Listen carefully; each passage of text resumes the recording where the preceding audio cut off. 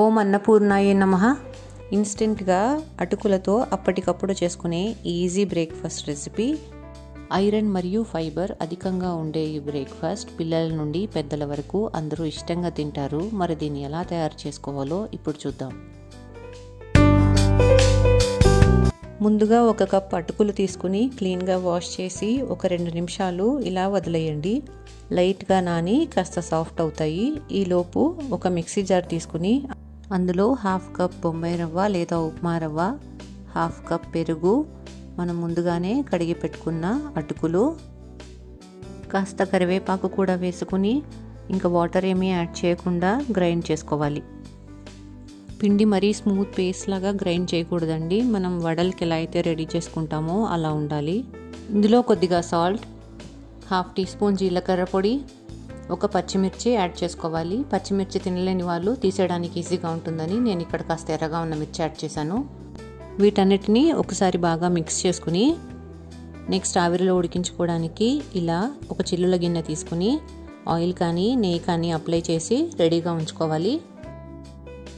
Next కొద్దిగా పిండి తీసుకుని మీడియం థిక్నెస్తో ఇలా చిన్న చిన్న వడల్లా చేసుకుని ఈ స్టీమర్ ప్లేట్లో పెట్టి అరేంజ్ చేసుకోవాలి.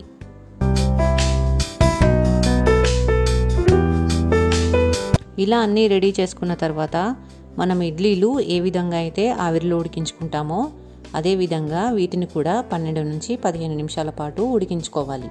15 నిమిషాల తర్వాత చక్కగా ఉడికిపోయాయి. వీటిని వెంటనే తీయటానికి ట్రై చేయకూడదు. కాస్త చల్లారితే అవి ఈజీగా వచ్చేస్తాయి. సో ఇవి చల్లారేలోపు స్టవ్ సిమ్లో పెట్టుకుని కడాయిలో 1 టేబుల్ స్పూన్ ఆయిల్ యాడ్ చేసుకోవాలి.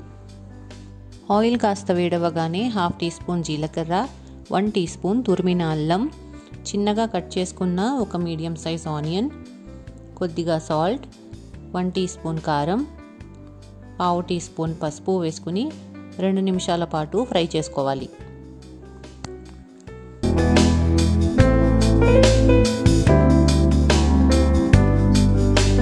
నెక్స్ట్ ఇందులో 1 కప్ టమాటో పేస్ట్ యాడ్ చేసి టమాటో పచ్చదనం పోయేంత వరకు అంటే జస్ట్ అరౌండ్ ఒక 5 మినిట్స్ మూత పెట్టేసి కుక్ చేసుకోవాలి. 5 నిమిషాల తర్వాత టొమాటో పేస్ట్ బాగా ఉడికి చిక్కబడింది. నెక్స్ట్ ఇందులో 1/2 టీ స్పూన్ ధనియాల పొడి వేసి 1 నిమిషం పాటు ఫ్రై చేసుకోవాలి.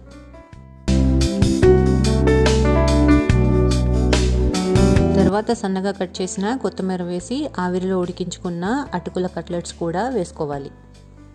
వీటికి ఆ గ్రేవీ అంతా చక్కగా కోట్ అయ్యేలా 1 నిమిషం పాటు నెమ్మదిగా కలిపితే just 1 table spoon oil use చేసి 4గురికి సరిపోయే హెల్తీ ఇంకా టేస్టీ బ్రేక్ఫాస్ట్ రెడీ అయిపోయింది. స్టవ్ ఆఫ్ చేసుకుని సర్వ్ చేసుకోవడమే. విటమిన్స్ అండ్ మినరల్స్ అధికంగా ఉన్నాయి కాబట్టి పిల్లల నుండి పెద్దవాళ్ళ వరకు అందరూ తినాల్సిన healthy breakfast. Cholesterol and high blood ప్రెషర్ని తగ్గించటమే కాకుండా హార్ట్ ప్రాబ్లమ్స్ ఉన్న వాళ్ళకి, షుగర్ పేషెంట్స్కి, వెయిట్ లాస్ అవుదాం అనుకునే వాళ్ళకి ఇది చాలా మంచి బ్రేక్ఫాస్ట్ ఆప్షన్. ఇప్పుడు ఒకటి కట్ చేసి చూపిస్తాను చూడండి. సాఫ్ట్ అండ్ స్పాంజీగా చాలా బాగుంటాయి ఇవి. వీటిని కొబ్బరి చట్నీ లేదా పల్లీ చట్నీతో సర్వ్ చేసుకోవచ్చు.